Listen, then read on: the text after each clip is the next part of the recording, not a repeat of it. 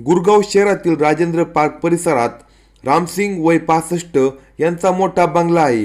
रामसिंग हे एअरफोर्समधून निवृत्त अधिकारी असून विविध सामाजिक कार्यात ते हिरिरीने भाग घेतात. ते त्यांची दुसरी बायको विमलेश वय 58, मुलगा ॲडव्होकेट आनंद, सून सुनीता वय 35 असा परिवार दुमजली इमारतीत तळमजल्यावर राहतो, तर दुसऱ्या मजल्यावरील खोल्या भाड्याने दिल्या आहेत. दुसऱ्या मजल्यावरील घरात कृष्णा तिवारी वय 40 हा त्याची बायको अनामिका वय 34, मुलगी सुरभी वय 7 आणि निधी वय 3 यांच्यासह राहत होता. कृष्णा मूळचा बिहार राज्यातील सिवान जिल्ह्यातील रहिवासी होता. त्याच्या मोठ्या भावाचे निधन झाल्याने तो एकटाच आता वडिलांचा आधार होता. कृष्णाने इंजिनिअरिंगचे शिक्षण घेतल्यानंतर त्याला गुरगावमधील एका कंपनीत मार्केटिंग एक्झिक्युटिव्ह म्हणून नोकरी मिळाली. नोकरीच्या निमित्ताने तो परिवारासह गुरगावमध्ये आला होता आणि रामसिंग यांचे घर भाड्याने घेऊन राहू लागला होता. पण लॉकडाऊन झाले आणि त्याची नोकरी गेली, त्यामुळे तो परिवारासह गावी निघून गेला होता. त्या काळातील जवळपास 10 महिन्याचे भाडे त्याच्याकडे थकले होते. तो कधी कधी गुरगावमध्ये येत असला तरी जास्त राहत नव्हता. तो गावी असल्याने नोकरीसाठी पाठपुरावा करता येत नव्हता. सध्या पुन्हा नोकरी मिळवण्यासाठी त्याची धडपड सुरू झाली होती. त्यामुळे तो दिनांक 9 ऑगस्ट रोजी दिल्लीला गेला आणि तिथून दिनांक 10 ऑगस्ट रोजी तो गुरुग्राममध्ये कुटुंबासह आला. त्याला पाहून घरमालक रामसिंग याच्या कपाळावर आठ्या पडल्या. त्यांच्या नजरेसमोर जानेवारी महिन्यातील तो प्रसंग उभा राहिला, ज्यामुळे त्यांना मोठा धक्का बसला होता. ती रात्र अजूनही त्यांच्या डोळ्यासमोर तळत होती. त्यांचा मुलगा कामानिमित्त परगावी गेला होता. त्यांनाही वयोमानानुसार झोप येत नव्हती. मध्यरात्र होऊन गेली होती. त्यांना कसली तरी चाहूल लागली आणि जाग आली. शेजारीच त्यांची बायको गाढ झोपेत होती. ते बेडवरून उठले आणि बाहेर आले. सारे काही शांत असले तरी त्यांची सून सुनीताच्या रूममधून काहीतरी हालचाली जाणवत होत्या. ते संशयाने तिच्या दाराकडे सरकले. हळू ना, हा कुसपसता आवाज सुनीताचा होता. तिचा नवरा तर परगावी गेला होता, मग आता कोण असेल या विचाराने रामसिंग बेचैन झाले. मध्यरात्रीचा शुकशुकाट पसरला होता. आता काही गोंधळ केला तर शेजारी पाजारी जागे होतील, आपलीच आबरू जाईल या भीतीने ते शांत राहिले. आत कोण आहे याचा छडा लावण्यासाठी ते दारातच उभे राहिले. मग तू ऐकत नाही तर काय करू, आतून पुरुषाचा आवाज आला. हा आवाज नक्कीच भाडेकरू कृष्णाचा होता. काय ऐकत नाही तुमचे, सुनीताने विचारले. तिला जणू सारे गाढ झोपले आहे असा विश्वासच असल्यासारखा तिचा आवाज बिंदास होता. मग काढना सगळे कपडे, तो म्हणाला. आता नको, झाले ना एकदा समाधान, मग आता जा, ती लाडीकपणे म्हणाली. अगं आता कुठं मध्यरात्र झाली, पहाटे जातो की, तोपर्यंत करू की मजा. नको, बस झाले, पहाटे सारे उठतात, माझे सासरे उठतात, त्यांना कळले तर. अगं आपण इतक्या वेळ मनसोक्त सुख घेतले, कोणाला काही कळले नाही व पण जरा जपून राहिलेलं बरं, ती म्हणत असली तरी त्याचे हात वेगळाच खेळ करत होते. कारण ती म्हणाली, तुम्ही नाही ऐकणार, थांबा काढते गाऊन. तो बाजूला होत म्हणाला, काय सांगू सुनीता, तुला समोर बघितलं की मला काही सुचत नाही. बोलता बोलता त्याने तिला मिठीत आवळले. हळू ना अशी ती विवळली. 5-6 महिने बायकोला धरून होता की तेव्हा नाही माझी आठवण आली, तिने त्याला टोचले. आठवण तर रोजच येत होती, काय करू, दुधाची तहान ताकावर भागवत होतो. आज मस्त दूध पिणार. त्याच्या आवाजात उत्तेजना होती. हळूहळू दुखतंय की जोराने केलं की, नाही ग राणी, नाही दुखणार, प्रेमानेच करतोय सगळे, असे म्हणत त्याने तिला बेडवर टाकले. दपकन आवाज आला. दुसऱ्या क्षणी पुन्हा एकदा तसाच आवाज आला. सुनीता विवळली. दुसरा राऊंड मस्त होणार बघ, असे म्हणत तो तिच्यावर स्वार झाला. श्वासाची गती वाढत होती, तिचे सुस्कारे वाढत होते. हळूहळू संभोगाची गती वाढत गेली. धपापल्याचा आवाज घुमू लागला. उसासे सोडत दोघे शांत झाले. झालं का समाधान, तिने हसत विचारलं. नाही ग, माझं झालं समाधान, तू रोजच मिठीत असावी असं वाटतं, तो म्हणाला. आता तुम्ही लवकर या, मग करू पूर्वीसारखे, मलाही तुमच्याबरोबर आनंद मिळतो. हो नक्की येईन, इकडे राहायला यायला जमत नाही तरी निव्वळ तुझ्यासाठी एखादी रात्र तर नक्की येईन. फक्त तुझा नवरा कधी बाहेर जाणार आहे तेवढं मला कळवत जा. तुम्ही कधी येणार ते सांगा, मी पाठवेन त्याला बाहेर, ती खुदकन हसत म्हणाली. त्याने हसत तिच्या ओठावर ओठ टेकले. वासनेच्या सुखात चिंब भिजलेल्या त्या प्रेमी युगलाला माहीत नव्हते की त्यांच्यातील हे संबंध आज उघड होणार आहे. तर आता मी निघतो, असे म्हणून कृष्णाने खोलीतून बाहेर पाऊल टाकले. तो दबक्या पावलांनी बाहेर पडणार होता. इतक्यात हॉलमध्ये बसलेल्या रामसिंग यांच्यावर त्याची नजर खेळली. तो जागच्या जागी थांबला. त्याच्या पायाखालची जमीन सरकली. त्याच्या पाठोपाठ खोलीतून बाहेर आलेल्या सुनीताने सासऱ्याला समोर बघितले आणि तिची देखील बोलती बंद झाली. रामसिंगच्या डोळ्यात अंगार फुलला होता.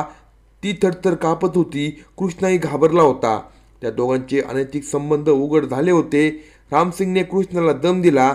झाले झाले, पुन्हा माझ्या सुनेकडे बघशील तर ठार मारून टाकेल. मुंडी हलवत कृष्णा पसार झाला. त्यानंतर रामसिंगने सुनेला चांगलेच फैलावर घेतले. तिनेही माफी मागितली आणि हा विषय इथेच संपला. या प्रकरणाची वाच्यता केली तर आपल्या घराची आबरू जाईल, समाजातील प्रतिष्ठेला धक्का लागेल, मुलाचा संसार उद्ध्वस्त होईल असा विचार रामसिंग याच्या मनात येत होता. या विचारानेच त्यांनी संयम राखला होता. त्यांनी ही बाब कोणाला सांगितली नाही, पण त्यांच्या मनाची घालमेल सुरू होती. आपल्या घरची लक्ष्मी अशी निघाली हे त्यांना सहन होत नव्हते. हा कलंक कसा पुसायचा याचाच ते विचार करत होते. ते वरकरणी शांत होते, पण मनात मात्र खदखद होती. दुसरीकडे सासरा शांत बसला. त्याने मुलाला म्हणजे आपल्या नवऱ्याला सांगितले नाही याचा अर्थ सुनीताने वेगळाच घेतला. तिला वाटले आपला सासरा नवरा आपल्याला काहीच करू शकणार नाही. काही दिवसातच ती निर्धार झाली. पुढे दिनांक 10 ऑगस्टला कृष्णा परिवारासह आला. तेव्हा त्याला पाहून रामसिंगच्या मस्तकात राग गेला.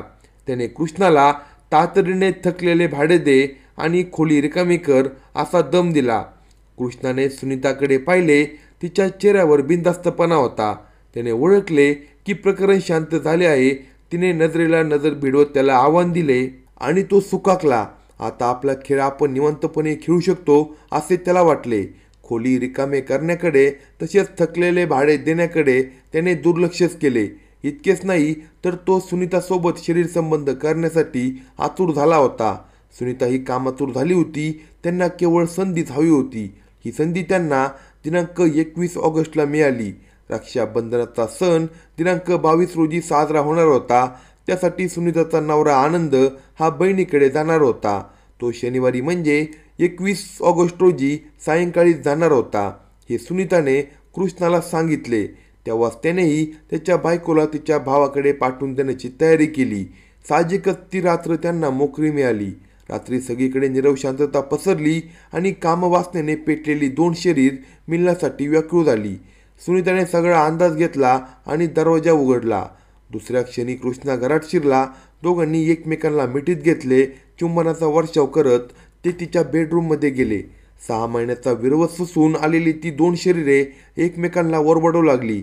त्याचे हात तिच्या स्तनांचे जोरदार मर्दन करू लागले. तशी तिची उत्तेजना वाढली. ती बेफाम झाली. स्वतःसह तिने त्यालाही विवस्त्र केले. त्यांना कशाचेच भान उरले नव्हते. तिला बेडवर उतानी पाडून तो स्वार झाला. पाहता पाहता ते एकरूप झाले. सुखाच्या हिंदोळ्यावर झुरू लागले. वेग वाढत गेला. जगाचा विसर पडलेले हे कामातूर जोडपे एकमेकांवर प्रेमाचा वर्षाव करून शांत झाले. ते भानावर आले कारण तिच्या खोलीच्या दारातच तिचा सासरा उभा होता. ते दोघे हापून गेले. कृष्णाने कसेबसे कपडे चढवले आणि तिथून पळ काढला. तर सुनीता बाजूलाच पडलेल्या कपड्यांनी अंग दाखवून खाली मान घालून गप्प बसली होती. हा सगळा खेळ बघून रामसिंग याच्या तळपायाची आग मस्तकात गेली. सुनेला परपुरुषाची चटक लागली आहे. ती आता सुधारणार नाही याची त्यांना खात्रीच पटली. एक वेळ समजावून सांगितले, माफ केले, तिची चूक समजून घेतली, पोटात घातली, पण तरीही ती पुन्हा त्याच वाटेवर जाणार असेल तर मात्र हायगत करून चालणार नाही असा विचार त्यांच्या मनात घुमू लागला. काही झाले तरी सुनीता आणि कृष्णा यांना माफ करायचे नाही. आपल्या आबरूशी खेळणाऱ्यांना शिक्षा करायचीच या हेतूने ते प्लॅनिंग करू लागले. ते वायुसेनेतील अधिकारी होते, त्यामुळे त्यांचे प्लॅनिंग कधीच वाया जाणार नव्हते. ते कामाला लागले. ते वृक्षमित्र होते. त्यांना ट्रीमॅन म्हणून ओळखले जात होते. वृक्षारोपण वृक्ष संवर्धन करणार ते आघाडीवर होते. झाडाची निगा राखण्यासाठी आवश्यक अवजारे त्यांच्याकडे होती. त्यातील कोयता त्यांनी बाहेर काढला. त्या कोयत्याला चांगली धार लावून आणली. त्यानंतर त्यांनी बायको विमलेश हिलाही कटात सहभागी करून घेतले. खून किती, कधी आणि कसे करायचे याचा पूर्ण प्लॅन तयार केला. रामसिंग यांचा मुलगा आनंद हा देवदर्शनासाठी मित्रांबरोबर राजस्थानला जाणार होता. हीच ती वेळ होती ज्याची वाट सुनीता पाहत होती. तसेच रामसिंग देखील पाहत होता. आनंद मंगळवार दिनांक 24 रोजी सायंकाळी 6:30 वाजण्याच्या सुमारास घरातून बाहेर पडला. तो निघून गेल्यानंतर घरात रामसिंग, विमलेश आणि सुनीता हे तिघेच उरले होते. रात्री तिघांनी एकत्र जेवण केले. ते आपापल्या खोलीत झोपण्यासाठी निघून गेले. रात्रीचा काळोख गडद होऊ लागला. सुनीता तिच्या बेडरूममध्ये झोपली होती. आज तिचा नवरा नसला तरी प्रियकर येऊ शकणार नव्हता, कारण त्याची बायको घरात होती. तो येणार नसल्याने ती एकटीच झोपली होती. पण तिचा सासरा मात्र जागाच होता. त्याने कोयता पाजरून ठेवला होता. मध्यरात्र उलटून गेली. रात्रीचे 2 वाजले होते. तो आणि त्याची बायको विमलेश हे त्यांच्या बेडरूममध्ये बाहेर आले. विमलेशच्या सुनेच्या बेडरूमचा जो दरवाजा बाल्कनीमध्ये उघडत होता त्या दरवाजाजवळ गेली तर रामसिंगने सुनेच्या बेडरूमच्या दाराला थाप मारली. झोपेत असणाऱ्या सुनीताच्या लक्षात आले नाही की इतक्या रात्री कोण आले असेल. तिने दार उघडले. दारात तिचा सासरा धारदार कोयता घेऊन उभा होता. तिला काही कळण्याआधीच त्याने कोयत्याने तिच्या गळ्यावर वार केला. हा वार वरमी बसला. तिची मान धडापासून अर्ध्याहून वेगळी झाली. तिला ओरडता देखील आले नाही. ती जमिनीवर कोसळून तडफडू लागली.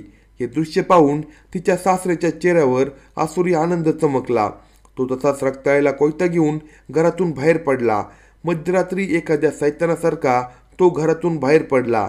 जिन्याने तो वरच्या मजल्यावर जाण्यासाठी जिन्याच्या पायऱ्या चढू लागला. तो कृष्णाच्या खोलीसमोर थांबला. त्याने दारावर थाप मारली. काही वेळातच आत हालचाल जाणवली.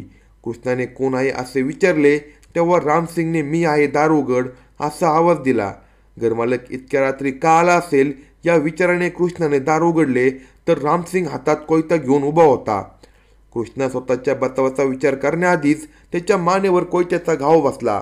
प्रचंड रागाने रामसिंगने मारलेला कोयता त्याच्या मानेत अर्ध्याहून अधिक घुसला होता. क्षणार्धात तो कोसळला आणि तो तडफडू लागला. या आवाजाने त्याची बायको अनामिका जागी झाली. ती नवऱ्याला वाचवण्यासाठी धावली.